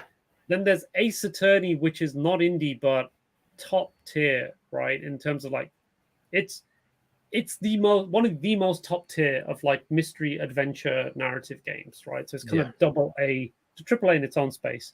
Then Disco Elysium, which is like an absolute benchmark, beloved game, right? I don't think those guys are going to work on another project now. I don't know. I think I saw something on Twitter about that. But sign of the times. But that game was huge, right? I'm still working through it. But that is a slightly different experience. That's a detective noir game with very, I'd say, complex themes. And then you've got probably the one that is closest, but you wouldn't think, looking at the thumbnail, is Doki Doki, because it is kind of like a weird horror game in a way. But I've not played it. I've read about it. So the other games, I think they're too far in terms of comparisons. I think it would be better if you pulled in games that are a little bit closer. Like you mentioned Oxenfree, a little bit closer, but there's still more. I mean, you just need to jump into Steam, drop in those user tags that all the players use, and find comparison games that, and I guess this is the thing, right? I'm going to say, Jay's going to say as well, every pitch deck we receive, people send me their game, and it's like, it's going to cost $50,000 to make this game. Here are my benchmark games. This game that came out 5 years ago has made a revenue of $40 million. I'm like, it's great, but what about setting some realistic expectations? I wish you all the best. I hope your game sells that many units, but come down a little bit. Look at the ones that have had a good level of success. Is your game comparable in terms of production values? Is it comparable in terms of size and scope? The art's great in your game, but Disco Elysium, I have to admit, is on another level, right? In terms of the way they've built those scenes, the environments. Ace Attorney, in terms of like the way characters animate, respond, and kind of how you move between the environments and solve those puzzles. And then Quarry is just another level. So I think just look at your reference games. I would probably tweak those a little bit more than anything else here. Yeah, that's it, really. I mean, I don't know, Jay, do you want to add anything to that? 100% what Omar said. The things that you're using as comparables here aren't nearly comparables. The other thing is you have so many references in this deck. I don't think you've ever used one more than once. You need to, when we're talking about concise, you need to bring all this stuff together. Disco Elysium is a great example. That's the first time I've seen any RPG, anything in any of this, even though you could feasibly call this a role-playing game. But up until this point, it hasn't been mentioned. But yes, you've got 3 AAA, AA games, and then 1, Doki Doki is, I think a lot of people would say, an anomaly of sorts. Games like that don't generally do that well. And so that's not as bad as saying, I'm making an adventure game, Link is my, comparable. You're still saying, okay, the closest thing that we have to it is an anomaly. And honestly, the graph that you've got isn't helping anything. If you want to have a good graph that's showing that, these visual novels, again, not using that word, are impactful, you want a graph that goes up. I look at this and I'm like, okay, well, that revenue for that genre is all over the place. And the fact that you're asking me as a publisher to invest 1/30 of the entire revenue of the genre into one game for 1 year. Yeah. That's a big chunk. I think there needs to be communicated on here that there's also much fewer games, as it goes, they're on the 2023, for example, there's much fewer games than there is in 2021, but they were able to hold their own. Run a graph its average revenue per game. Yeah. And you could click on that, and I think that it shows some of the stuff in there. But you could pull some of this stuff out and then have more room to show the sources, on those particular, in that part that's got the links. Because I just went through, and while Omar was talking, I went through and clicked those links. All of those links are fantastic, bullet points to put behind doing this type of game. They support your argument very, very, very well. But the variety you have there in your competitor data, and the fact that your revenue projection graph is like up, down, up, down, up, down, up, down, on top of the fact that publishers just generally don't want to touch a visual novel, there are aspects of this, that are completely not helping you. I mean, not saying you should, but in my opinion, you could take everything out of here on this slide except that forecast section, and then call out those links, even if it's just a headline, and it would be more impactful than what you've got right now with all this stuff on the deck. Okay. All right. Last one. This is always like the most lightweight in terms of comments from us, because it's just like content information. I like how you've got that big kind of key image on the left. It's quite cool to end on that. What I will say though, and I clicked on the Steam link, and I don't know if you want to click on it, Jay. So there is a redirect to your Steam page. And when I read... I have to tell Steam for the 5,000th time that I'm actually old. Oh, all right. You do that. All right. Well, I'll talk about something else while you do that. All right, I got it. Oh, you got it? Okay. All right, cool. So we hopefully we can see it. There are sections on your Steam page which very clearly explain what your game is. And I almost feel like you could use some of that copy and put it in your deck. Like, okay, I didn't click through. You didn't, but click Omar's through. right. You right, the very first sentence. The Coldest Winter is a mature psychological horror story that promises a haunting adventure, icy landscapes, and difficult decisions. That's a hell of an elevator pitch. Not once in this deck have we had anything that clear. Did the same person do the deck that did the Steam page? I did it. I did all of it. I know. It's like, I don't know what it's just, I wish I had more feedback, because I feel like I just like don't know who audiences want who's going to want this. And so like for me, I was always told like for Steam, any audience facing stuff, that I have to be punchy, really have to sell the gameplay part of it, and really just like use verbs, use a lot of like, exciting words. And so that's kind of what I did for the Steam. And then for pitch stuff, I was like, all right, maybe they want to know like the specific stuff that goes into, I don't know. That's a very good point though. Yeah. Go ahead, Omar. I was just going to say, I almost feel like it's the other way around. It's almost like the pitch deck you've shared with us is selling the emotion of the experience, but then the Steam page is more kind of like the pitch for a publisher. Like it is like about this game, right? And then you scroll down, and then you talk about the narrative kaleidoscope, and these are like terms I totally get. Like, okay, right, it's narrative, challenges your emotions, fears, and morals. Or you talked about morals. Thematic branches. This, I'm actually going to pull up the Steam page. Yeah, if you could, that would be good. And then there's something in here that I did not even know your game had. And now I'm like, oh my God, the survival kit. Gather tools, equipment, and gear to prepare yourself for the harsh winter and dangerous encounters. It's a survival game. Oh my gosh. So can I just say, you have a very impressive list of things that ESRB is not going to be happy with. Yes, I know. That is like probably I don't think GTA has a list that long. I didn't get to they that. They do. They do have a list that long. So I was wondering, did you intentionally not mention that in your pitch deck because you thought it might be a turnoff? I did say mature, and I kind of left it that way, so that way it would blanket a lot of things. But yeah, there's drug references, there's swearing, there's some sexual themes, but not like explicit, but it's there.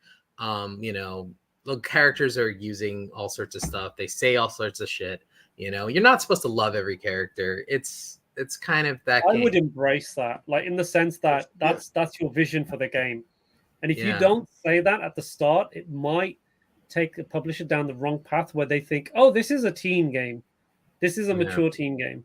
It's not a mature game. So and then when you see the Steam page, you're like, okay, I can't share this with teens. This is an 18 plus game. So, because imagine you said this to Devolver, they'd be okay with it. They've got games that deal with quite, controversial themes and whatnot. So I think you need to embrace that. It's actually part of the experience as well, because I talked about it a few times, right? Where I was like, oh, is there substance use in this game? Because it's psychological horror. There's a character moving through quite dark areas. Is it a little bit seedy? I don't know. That there's gaslighting, manipulation. Who knows what's going on in this game? Yeah. And I think you need to talk about that. I think it should be part of your pitch. Do you know the two words that are not on the Steam page? Visual novel. Visual novel. I know. It was intentional. You have a very good point. It is sometimes hard to say, okay, this is the audience that I'm going for. Yeah. But you do have to realize that you have two very different audiences. And this is where Omar and I probably aren't the best people because we are both gamers. And so but when you're pitching to a publisher, you have to assume they don't know anything about games. A lot of them will, and that's wonderful. And we love those publishers. A lot of them are not.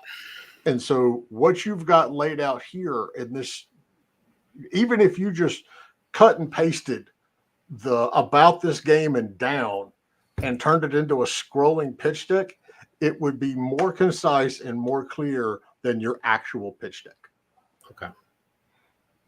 One other thing, and this is something we talk about as a publisher, and we find it quite funny because the Steam algorithm is a little bit weird. But what's interesting is when you scroll down, Jay, and it shows me the recommendations for other games like this, some of those could be benchmark games. So the ones I have, I'm seeing. I don't know which ones you're looking at, but I don't see Elder Scrolls Online as a benchmark. No. I'm saying some of them. So if I go on, so maybe mine's probably showing different ones. Here's See All. Okay, Slay the Princess. Slay the Princess was featured in one of the showcases this year. That game did crazy numbers. If you just click on that, just on Steam, it's like, okay, what are the tags? It's got 10,500 reviews. Psychological horror, visual novel, choices matter, story rich. It's pretty much got all the tags that your game has. And whoever's played that game might be interested in playing your game. So for me, that would make sense as a benchmark game. I scroll ahead a little bit. A new game from the developers of like snippet clips at Crow Country. So that game, I was at Day of the Devs. Everyone was like super pumped for it. It's already doing really well. So that's from SFB Games. It's a horror game, but it's story rich, exploration. You could start to see a pattern here now in terms of like when you use those labels, you're going to, as a gamer, you're going to see similar games appear. So I would kind of use that as a way in which you start to build up a library of reference games. And then from that, your team can talk about, hey, our game might appeal to players of this game. What do we have in common with that game? And then you want to sit in that landscape of those games. And then also look at those games and say, what are those games doing that we're not doing? And the other way around, what are we doing that makes us different from, Slay the Princess? So, yeah, I would suggest you kind of look at some of these games that are being suggested and just kind of revisit the benchmarks. Okay. I'm not familiar with Slay the Princess, but I do absolutely love that title card. Please don't. It's like that game is dark. I've not played it. I saw the trailer for it and I was like, oh my gosh. I think there's some update for it or something. But but if you click on that, then Omori appears as well.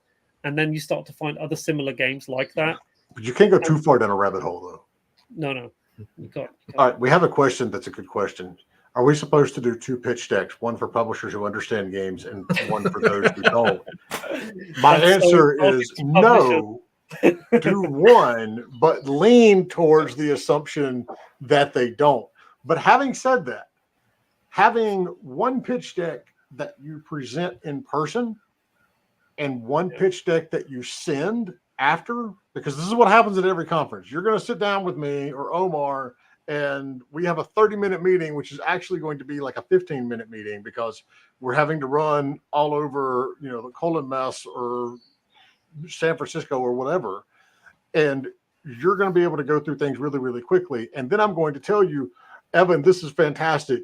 Send me this shit when you get back to the office because I have literally 75 more meetings like this over the course of the week.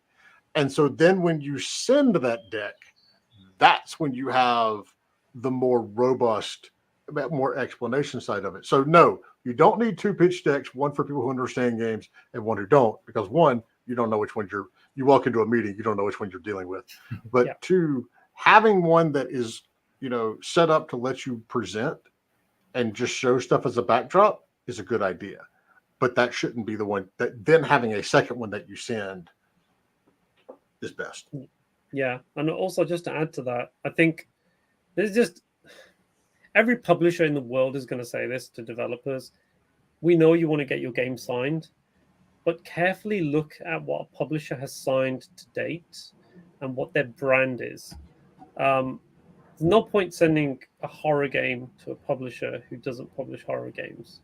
And there's no point sending cute, wholesome, cozy games to a publisher that only publishes horror games.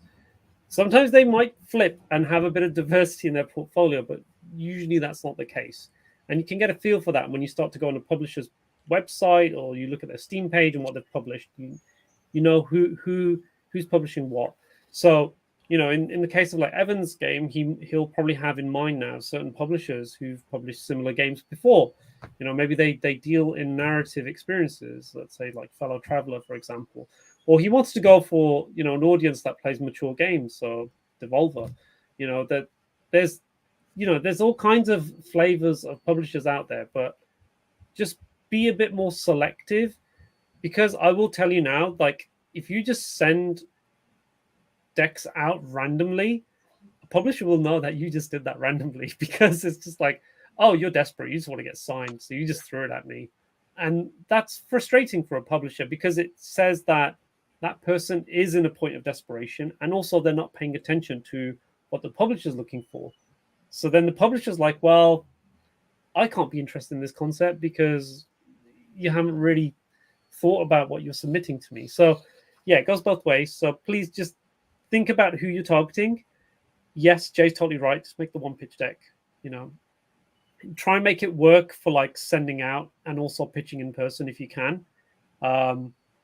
The 15-minute meetings, it's hard to get through 15 slides. You know, we spent an hour and a half talking about this pitch deck.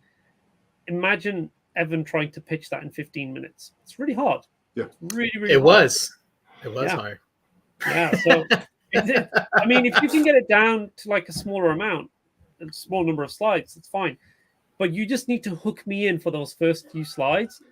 And then I'll be like, hey, Evan, this looks great. We can't get through the rest of it. The meeting's nearly up. Please send me the pitch deck. I'm going to review it properly when I get back, and we'll have a proper meeting. So that's how it usually goes with publishers. You just need to like kind of grab their attention. And if you do that, then you're already halfway there. All right. Last question. Then we're going to wrap it up. Nicholas says, how deep do you need to go? I'm not prepared to literally pitch my niche game to a 5-year-old. I mean, I don't want to sound like too big of the smart ass, but yes, you need to be able to do that. You need to be able to make them understand, you know, maybe not a 5-year-old. Okay, I'll give you like a 9-year-old. But you need to be able to make it that clear, because people's attention spans are just far too, I mean, even executives' attention spans are far too short. And if you can't explain it to me in an elevator pitch, then there's a big issue. And yes, truthfully, a 5-year-old, it's a saying. A 5-year-old is not going to understand it. But that comes from the office. But you need to be able to very, very cleanly, and it's like we just went through 13 slides of Evan's deck, and yes, I am old. Hold on. What did I do? Oh, the year. You all right. the year. I've completely lost it. Cold winter. Coldest winter, right? Yeah. Coldest winter. Sorry. Yes. Yeah. Oh, and now it doesn't ask me. All 13 slides, and we talked about how we were at slide 6 before we really understood what it was, and this right there sums up the game. One sentence. And that's what you have to be able to do. Yeah. And also, I imagine you're going to go to another event, right, Evan? Let's say Gamescom, for example. You were at GDC. I was there as well. You have a showcase page where all the developers submit their games. They have a little section to describe the game. That is what you'd put there. And then you'd have the trailer for your game. And that explains it at a high level, what this is as an experience. So I think when you pitch it to a publisher, you'd probably want to use the Steam page in terms of like your script to start off with, and then you can talk in more depth about certain slides and certain mechanics. Yeah. Okay. Yeah. Cool. People are still asking questions. This is why I ask people to queue them up beforehand. So when we're wrapping at the end, and it's like fire them off. Nikolai said, plenty of people have never heard of a roguelike. And I said, quite simply, if you're pitching a roguelike to a publisher who doesn't know what a roguelike is, that's not the publisher you need to be pitching it to. Yes, that is very true. If you have to explain your genre, wrong publisher. We're seeing this more and more. I mean, this is like one of those cycles that I constantly talk about. We used to have very, very, very focused publishers. And then over the last 5-10 years, publishers have been branching out and you don't get as much focus. They may do an RTS and then they may do an adventure game and then they may do a Metroidvania. Now we're seeing that get tightened up quite a bit. Hooded Horse, Paradox, a lot of these studio publishers are like, okay, these are the types of games that we know that we do well with. Let's focus on this. And so that's where, if you're pitching, if you have to explain your genre to a publisher, you're wasting your time, because that's not, even if they suddenly got excited about it, they're still not going to do a very good job. You need to be talking to people, and the easiest way to do it is go on Steam Spy, go on VG Insights, go on a lot of these sites that basically curate the Steam data, and you can quickly go find your comparable games, see who published them, and start there.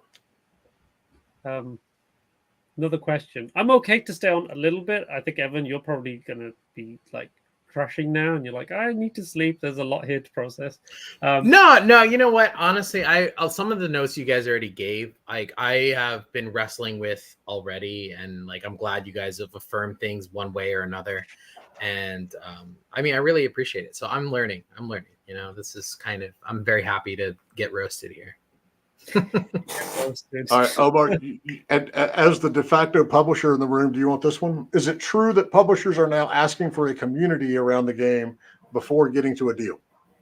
It helps. It's one of the first things. Like when I find a game, it's me and Tom. We're like scouting for games. We find a game, we say, right, we want to take this to showcase. Looks really cool. Let's quickly get some numbers. What's the Discord like? What's the Twitter like?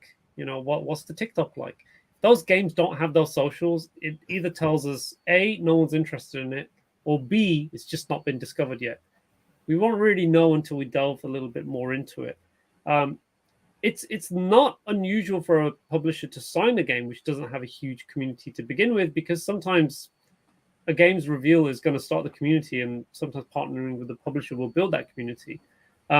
So yeah, it typically does help to have some community engagement beforehand. Now, if you're working on a game, you're not ready to go to a publisher right now, you could share snippets on Reddit, you could have a Kickstarter, you could be on Twitter, just get some engagement, get some traction, and then you'll get scouts looking at that game, more actively than if you didn't have any of that to begin with.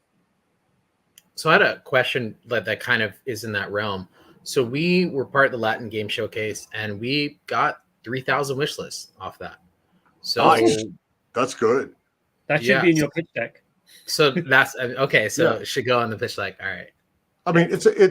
It's not the end all be all. A lot of people still have that 10,000 wish list as like the magic number, but being able to get 3,000 wish lists out of one event like that is impressive. That's good. Now, going back to Omar's point, and this is where I would chastise him if he was still one of my scouting clients. So when we have the publishers that we go to, the short answer to your question, Juan, is not all. It helps, but it's not like end all be all. Because if I'm, showing a game that we found to one of our scouting clients, and let's just say it's Omar, and he's like, well, it doesn't have much of a following. My answer is generally always the same if I think that game is good. Well, no shit. They're a developer. They don't know how to do marketing. That's why they need you. So it's yes. That is one of the things that a publisher is going to look at, but your following is more of a barometer than anything else. It's not an exact. Having said that, if Evan brings me a title, Evan brings me Coldest Winter and he's got 5,000 total wish list, and then somebody else brings me a game similar in genre, similar in quality, and they already have 50,000 wish lists and a huge social media following. Yeah, I'm going with the other one. I already know that's a established brand. They already have fans, that sort of stuff. But it's not a situation where there's no point in looking for a publisher until you have X amount of following. Yeah, totally. I mean, there are games I brought to showcases where a game's got it hasn't got a Twitter page, it hasn't got any socials at all. We just literally found it in some obscure corner of the internet, and we're like, we need to find out who the dev is for this game. I don't care if anyone's seen it or not. I want to play this. So that does happen. But like Jay says, yeah, it helps. So if you can build a community, great. I guess I'm reading off the next question. What are your thoughts on developers that stream some? So what are your thoughts on developers that stream some of their development? Great. I'm okay with that. I have no issue with that. I think it shows me that you're engaging with your community. Like, you are happy to share, be so transparent about how the game's being made. You're like, this is what's working, this is what's not working. It shows me that you're open to criticism, that you're willing to put your baby on display. It could be an ugly baby, or and then you're like, how do I react to that? Even if you don't have, if I ping over on YouTube or Twitch and you're streaming the development of your game and you only have 4 people subscribed, I don't care. Yeah, at least you're going out and doing it, and just the fact that you're doing it says one thing. If you manage to get a bunch of people following you and super interested in it, and I came across a game recently where the developer is bringing in $20,000 a month in Patreon. Yeah, that is ridiculous. I mean, that's one of the things that I have had so many developers go, yeah, we have a Patreon, but we make like $5 a month on it. If you're going out and you're putting yourself out there and doing it, whether you've got anybody following you or not, I give you credit for that. If you happen to have a bunch of people following you and super excited about it, even better. But I'm not ever going to knock you for going out and doing that sort of thing. Yeah. And also to add to that, I don't know how many publishers do this, but like myself and Tom, if we find a game and we found a trailer and it's a teaser trailer and it doesn't really tell us a lot, but then we find your YouTube account and you've been streaming your game, we'll probably watch all your videos. I'll tell you that now. We will look at how the game's being made, what the mechanics are, how's it evolved in the last 3 months. You'll be surprised how much scouts look into a game that's being made. So yeah, I'm totally for it. Please share your game. You mentioned you left Twitter, and that was me. Let me be clear about that. I have personally left Twitter, and I actually nuked all of the Powell Group and the IndieGameBusiness accounts as well, because dumpster fire. Which social media sites should developers start posting content? I recommend right now TikTok and Instagram. Yes. I mean, unless you want to talk about YouTube being social media, that's a whole different thing. If I'm talking about it's on your phone, Instagram and TikTok. Yeah, TikTok's huge. You'd be surprised how many games we go on the Twitter page and there's like 900 followers for a game, and then we go on the TikTok and it's like 150,000 views, 80,000 followers, because that format for TikTok, bursts of content that's like 20-30 seconds long. It could be a glitch in your game that's hilarious and you want to share it with the world. Of course, that's going to do better on TikTok than it would on YouTube, because YouTube isn't really designed for that. I mean, YouTube Shorts is, but in terms of the other alternatives to Twitter, they haven't taken off yet. I'll be honest. I'm on Blue Sky and Threads, and it's just I just don't think we're there yet. Unfortunately, I don't want to talk too much about the Twitter platform, but as we all know, it is going through a slight crisis at the moment, and some developers that we follow have set up alternative accounts on their Twitter. So if you want to put your Mastodon, Blue Sky, and all that other stuff on there, it helps to put it on your Twitter, because from the profile, it can then click on all your other socials and see where your presence is. Yeah. I love this idea.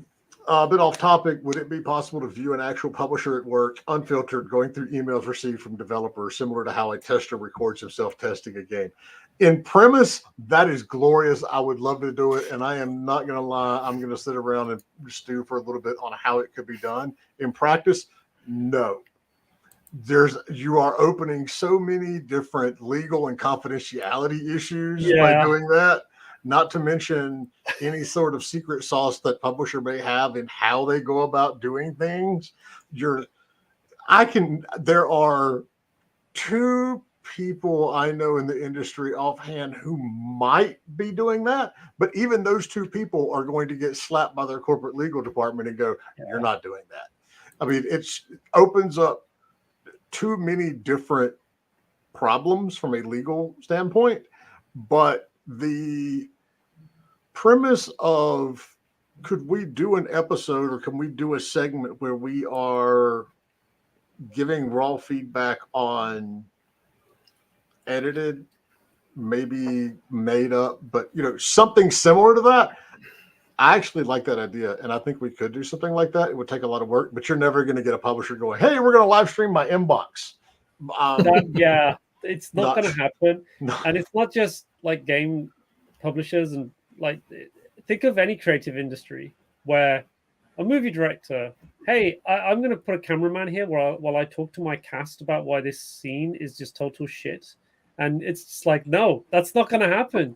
Yeah, and I'm not saying that like we get games of all shapes and sizes, some games which hit the mark and some games which don't. Unfortunately, the games that are really wide of the mark, we will just have to say that there are certain things about that game which just are not very good. So I think it would be unfair to aspiring developers as well to put them in that position. We don't ever want to be being overly critical, even though it can come across like that. It ain't gonna happen, folks. Sorry. All right, Evan, thank you so much. I do want to iterate for the umpteenth time. What you've done here today is extremely brave, and that can't be discounted. I mean, I can show you the list of people that sign up for the, number of pitch deck reviews that we do like confidentially on the server versus the list that signs up for, hey, put my shit on YouTube. And it's very, very big difference between the two. Very brave. We thank you immensely. And the offer door is always open for me, and I'm going to speak for Omar because I know he'll agree. If you do update this and you want to send it over, we're happy to take a look at it and say, okay, look, this is better. This is not. This is something there. Don't worry about that at all. For everybody else, if this is your first glimpse of indie game business, we have an entire website resource initiative that is simply dedicated to teaching developers to be better at business and marketing. So go to IndieGameBusiness.com, IndieGame.business. All of it goes the same place. We've got conferences that are either free or extremely cheap. Our 17th one is coming up in September. We've got a wonderful Discord with 8,000 other people from the industry in it, and all sorts of other resources. You're already on the YouTube page. Hopefully there's a lot there too. Omar, as always, thank you so much for you and for Firestoke and all that you all do. We appreciate you. And yeah, that's it. Yeah, that's pretty much it. Thank you. And people, you're still dropping questions in there. If you want to drop them into the Discord at Indie Game Business, that we'll try and answer them there. I don't know where to redirect them, Jay. Maybe you can. Just drop them into the business section, the business channel on Indie Game Business, and we'll be around. Yeah. All right, everybody. Until next time. Thank you. Bye-bye.